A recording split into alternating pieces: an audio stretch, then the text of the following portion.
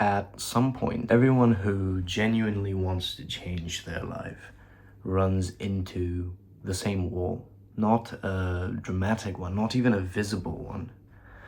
A very quiet one is the moment you realize that becoming someone new doesn't just mean adding better habits, better routines, or better goals. It means letting something die. And that is the part that no one likes to talk about. We love the idea of growth. We love the language of improvement.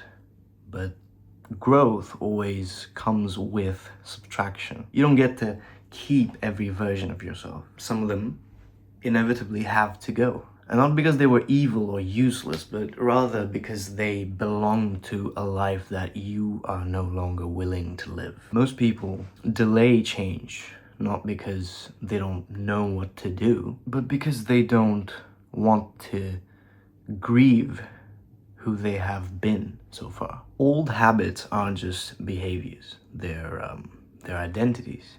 They're routines wrapped around familiarity. They're ways of moving through the world that once protected you, soothed you, or helped you survive a certain phase of your life. And because of that, letting them go can feel like almost like a betrayal. Like you're turning your back on something that once mattered to you. But the uncomfortable part is what once protected you also has the ability, and actually more often than not, ends up imprisoning you. The old habits that helped you cope when you were younger might be the same ones keeping you stuck now. The environment that once felt safe might now feel suffocating. The way you used to think might no longer serve the person that you're trying to become. Change begins the moment that you admit that something familiar is no longer aligned. That doesn't mean it was wrong. It means it's finished. It's done. That chapter is over now. There is a grief to it, a strange, quiet grief. You know, you miss the ease of being careless. You miss the numbness. You miss the excuses. You miss the comfort of not having to take responsibility for everything you feel and everything you do. Taking control of your life, it removes plausible deniability. You can't hide behind circumstances forever. You can't keep blaming, timing, people, bad luck. Once you've decided that, at least in part, your life is your responsibility. And that weight is exactly why so many people hover at the edge of change and never truly step into it. Because control is not just power, it's accountability. When you decide to change, you're saying, if this works, it's because of me. And if it doesn't, that's also on me. That's terrifying.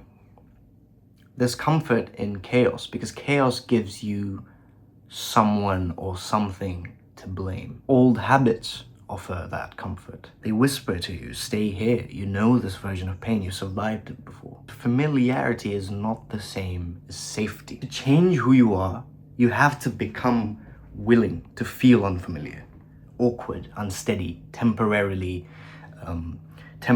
worse at life. You have to accept that there will be a phase where the old way is gone, but the new way hasn't quite solidified itself yet. It hasn't had the time to, simply. That middle space is uncomfortable, empty, directionless, lonely, like I said. And naturally, that is the phase where most people end up quitting.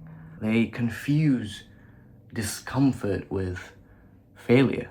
They go back to old habits, not because those habits were better or anything, but because they were known, predictable, reliable in their mediocrity. Yeah, reliable in their mediocrity. Real change doesn't feel like a movie montage. It feels like walking away from a room you've lived in for years without knowing exactly what the next room holds for you. And on top of all that is the fact that no one is going to clap for you during this phase. There's no external validation. Often, people around you don't even notice. Or worse, they notice and they feel threatened. When you change, you sort of hold up a mirror to other people's stagnation. And naturally, not everyone appreciates that. And that leads to the journey becoming quieter and quieter. It becomes deeply internal. You start making decisions that don't look impressive from the outside, but feel necessary on the inside. You stop doing things you once enjoyed because you realize they come with costs you're no longer willing to pay. You become more selective with your time, your energy, your attention. And that is not because you're better than anyone, but because you finally understand how finite all of it really is. We associate sacrifice with loss, with deprivation. Sacrifice at its core is just choosing one future over another. You're always sacrificing something. Even when you don't change, you're sacrificing potential, growth, time. You're just doing it unconsciously. The difference when you take control is that the sacrifice becomes deliberate. Obviously. You say, I'm willing to give this up, not because it's awful, but because something else matters more to me now. That is maturity. And it doesn't announce itself. It shows up in small, boring decisions made consistently. And choosing rest over distraction, discipline over impulse, and long-term peace over short-term relief, let's call it. And as time passes, something shifts. The old habits lose their grip because they no longer fit the life that you're building. They feel out of place, like clothes that don't fit anymore. You don't have to hate your past to outgrow it.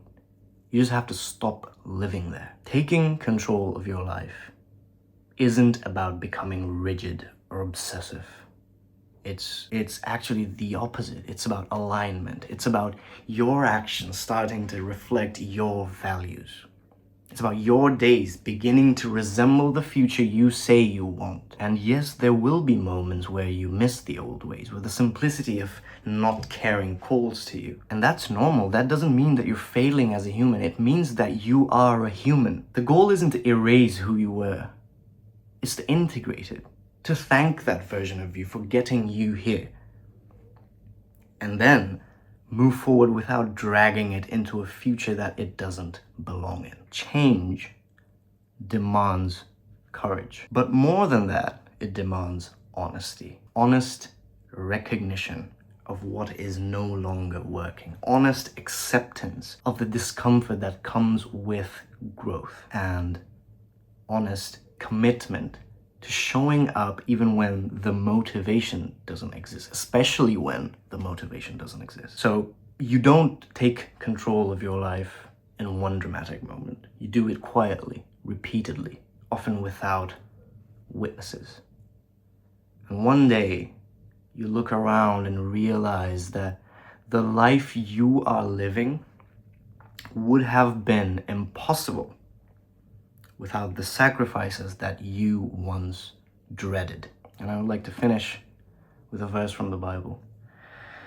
2 Corinthians chapter 5, verse 17 says, "Therefore, if any man be in Christ, he is a new creature. All things are passed away. Behold, all things are become new." I am rooting for you.